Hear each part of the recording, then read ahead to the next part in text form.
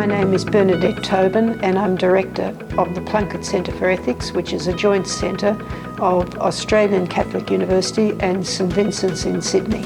I'm now going to say a few words about the role of a hospital ethics committee and the role of a hospital ethicist. A hospital's ethics committee can be a very useful committee. Not all of them are, but they can be.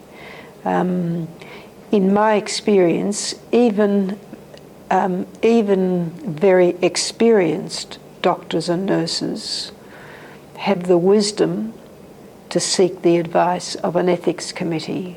Last week in Rome, I heard one of our great outstanding leaders in the Catholic tradition, Dr. Dan Sulmazy from the University of Chicago, who's a great medical doctor and internist and a great philosopher, say that he often goes to the ethics committee for advice about what to do in particular cases with particular patients.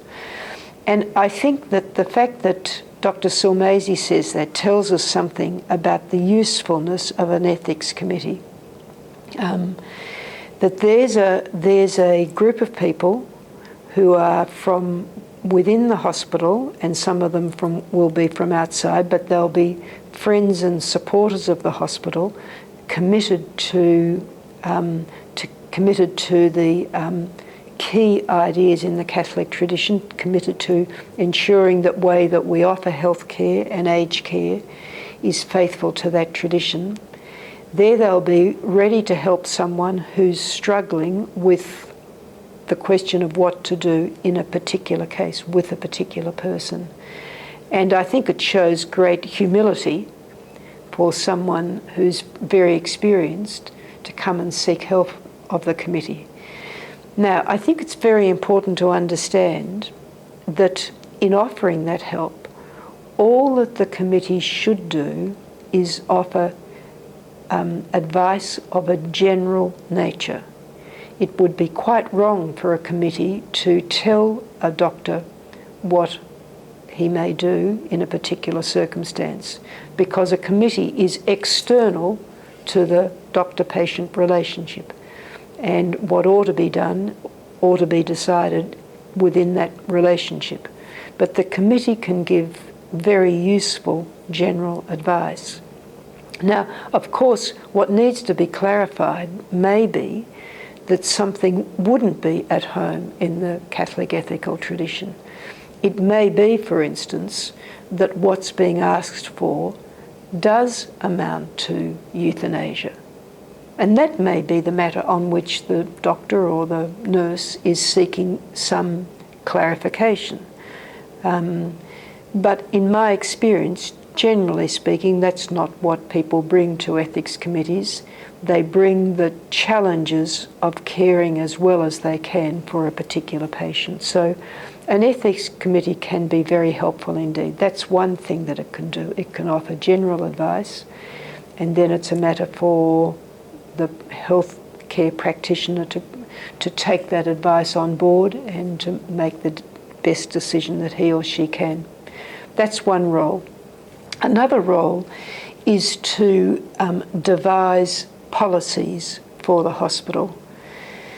Now, of course, the law has lots to say on the way healthcare is offered, and of course the local health department has lots to say, and in my experience most of that is very useful indeed. And of course, if we're lucky, people working in Catholic institutions will have been invited to help the legislators or to help the people in the health department put together their own policies. But there will be matters on which the hospital itself needs to have its own policy,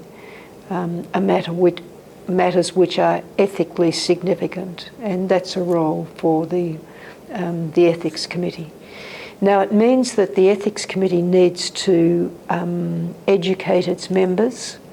On the ethics committee I sit on, we have a journal club, so every meeting we have been given 3 or 4 things to read, and we read them and we discuss them, and they may have nothing in particular with the subject matter of our central matters, but they're just ways of ensuring that the institution does what it should with respect to the education and ongoing formation of the members of the Ethics Committee.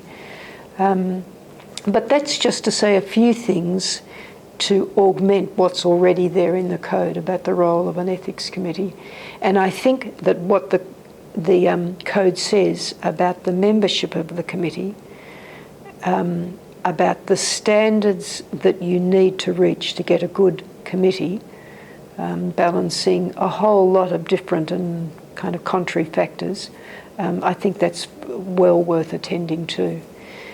Now, on the role of a clinical ethicist, that's a slightly different role. My own experience is that it can be a wonderful service because it can be just as much as a brief telephone call that where a healthcare practitioner wants to clarify something in her own mind, and it might take 30 seconds.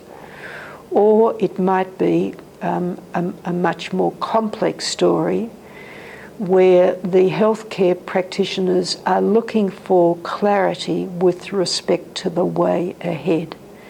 And very often the way ahead will involve ethically sensitive questions, but very often it will be just the challenges of ordinary human life. So, and then if an institution has both an ethics committee and a clinical ethicist, then the ethics committee can serve, one of the functions it can serve is to monitor the performance of the clinical ethicist. Now, of course, what the clinical ethicist does will be confidential, but the clinical ethicist can give a report every so often to the ethics committee about the kinds of things that she's had to deal with, the kinds of people who've come to her for help, and the kinds of help that she's given in a general kind of way which preserves the confidentiality of those relationships. But it just enables the institution itself to keep a kind of monitoring gaze on the role of the clinical ethicist.